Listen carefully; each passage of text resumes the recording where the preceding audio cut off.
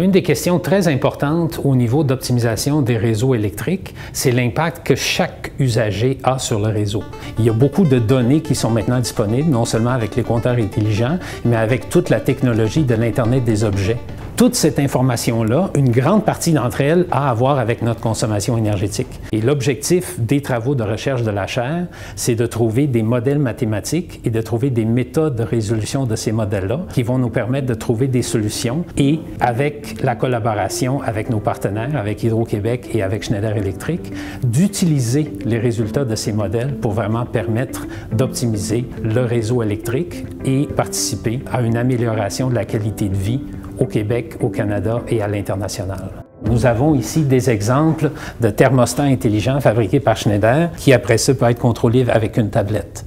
L'objectif ici, c'est de dire qu'on peut optimiser la gestion de l'énergie dans nos maisons et ainsi avoir non seulement des bénéfices pour notre consommation résidentielle, mais aussi participer à la gestion active du réseau électrique qui peut être plus durable, efficace et abordable pour toute la société en général. Chez Schneider Electric, on est beaucoup plus présent du point de vue industriel, du point de vue infrastructure. Et l'impact, je vais dire, chez Schneider est double. On a un impact qui pourrait être l'autre côté du compteur, donc pour monsieur et madame tout le monde, mais aussi on a un impact qui est sur la grille publique. Cet impact-là permet aux industriels, entre autres les mines métaux et minéraux, le segment, de pouvoir amener l'utilisation énergétique beaucoup plus efficacement. Un des points qui est culminant, c'est que monsieur et madame veulent rester en contrôle de leur chez-soi. Les algorithmes qui vont être issus de la chaire de recherche vont aider monsieur et madame tout le monde à prendre des décisions en temps réel. Dans le cadre des travaux de la chaire, ce qu'on veut, c'est voir, premièrement, comment faire cette réduction de manière optimale, de façon à ce que le confort des gens ne soit pas affecté et que leurs objectifs de consommation électrique soient atteints. Et deuxièmement, d'utiliser cette action collective de tous les abonnés d'Hydro-Québec pour améliorer l'opération du réseau et permettre à Hydro-Québec d'obtenir de meilleurs rendements et éventuellement de permettre de mieux servir tous les Québécois. Le principal défi qui s'impose à nous maintenant, c'est de trouver le juste équilibre entre l'ajout d'infrastructures numériques sur lesquelles reposent les nouvelles technologies et l'ajout d'infrastructures électriques qui sont des infrastructures plus conventionnelles, plus fiables, mais aussi plus coûteuses.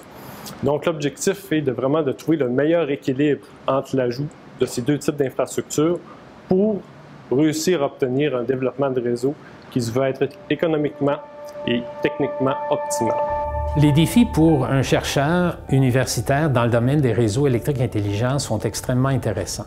On passe d'un réseau électrique où la production est toute faite en grande échelle, par exemple comme dans nos grands barrages dans le nord québécois, et après ça, transporter jusqu'où sont les besoins, à un système électrique où on a non seulement cette production-là, mais aussi beaucoup de production délocalisée et beaucoup de moyens énergétiques locaux, tels que les batteries et aussi les véhicules électriques qui deviennent de plus en plus importants.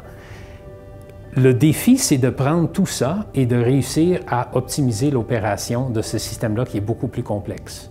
La clé pour y arriver est en deux parties. La première partie, c'est d'avoir des technologies d'optimisation qui nous permettent de modéliser ces problèmes-là et d'avoir des méthodes de solution en temps réel.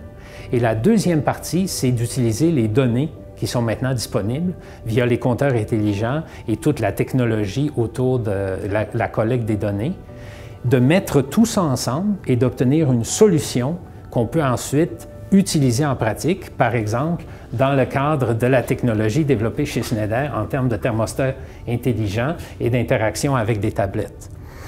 L'objectif final de tout ça, c'est de vraiment réussir à avoir une solution qui est non seulement optimale pour chacun d'entre nous dans nos maisons, mais aussi optimale pour les partenaires, Hydro-Québec et Schneider Electric, et finalement optimale pour la société en général, de manière à ce qu'on s'assure de toujours continuer à avoir un réseau électrique qui est le plus possible durable, fiable et abordable.